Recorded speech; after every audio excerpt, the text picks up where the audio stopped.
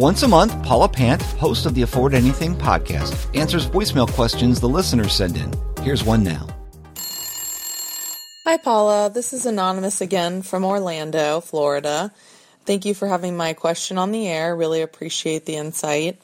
We are going to be moving forward with purchasing a home, and in thinking about how to finance it, I was wondering if you think it's a good idea to do a cash-out refinance or a home equity loan on my current property that's already all paid off versus taking out a traditional mortgage. I was trying to research and find out the difference between the two, or really the three, but it's not entirely clear for me, and I feel like this would be a great question to have some insight on. Thank you so much. You know what's funny is Joe and I, so when Joe Saul-Sehy from Stacking Benjamins was on the show in episode 84, we actually recorded an answer for this, and the audio track for that got super effed up. So if you go back and you look at the show notes for episode 84, this question is featured in it. And it totally confused me because Erin is the chief sanity officer of Afford Anything. She's the organized grown-up in the room. And so she pinged me the other day. She was like, "You never answered that question." And I was like, "Well, yes, I did." And she was like, No, you were supposed to answer it in episode 84, but you didn't. And so I went back, I looked at the show notes, and then I re-listened to episode 84, and I was like, holy moly, what happened? So anyway, because whoever asked this question submitted it about 6 months ago. By the way, for those of you who are submitting questions, we have such a backlog. We've got about a 3-month lead time on some of the questions that we're dealing with. So just be aware of that. For anybody who submits a question, it's going to be at least about 3 months before we're able to get to yours, approximately. We organize these questions based on the ones that are more relevant to a broader segment of the audience get priority. Of course, we alternate real estate episodes with general money questions, so that factors into it. So, we might be able to tackle your question in as soon as 1 to 2 months, but for some people, it is going to take a lot longer. So just be aware of that. And then also audio quality makes a difference. Sorry about this tangent. Audio quality does make a difference as well. So we have received some questions where the audio quality just isn't really good enough and we have to throw those out. So that all plays a factor in it.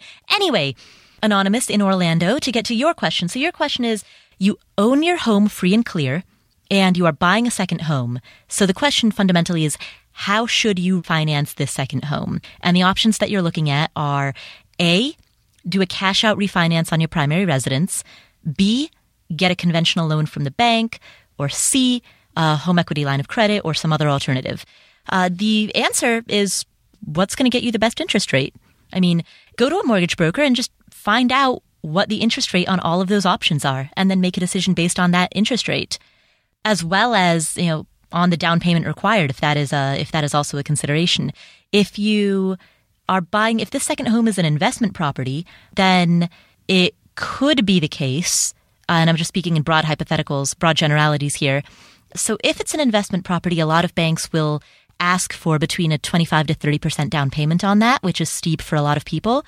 So if that is the case, then a cash out refi on your primary residence, for many people in your same situation, it might be the most viable option because you won't have to come up with a large down payment. And typically the interest rates on cash out refis are fairly reasonable, particularly if you're cash out refining a primary.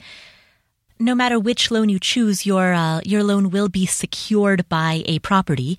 If you take a conventional loan from the bank, your loan will be secured by that second property that you buy. And if you do a cash out refi, then that loan is secured by your primary residence. So, that would be the other consideration, is if you have a strong preference on which particular property acts as the security for that loan. But I can't imagine that you would have a strong preference for that unless the house that you own free and clear is one that has significant sentimental value. If that were the case, then you may as well protect that house by virtue of not borrowing against it.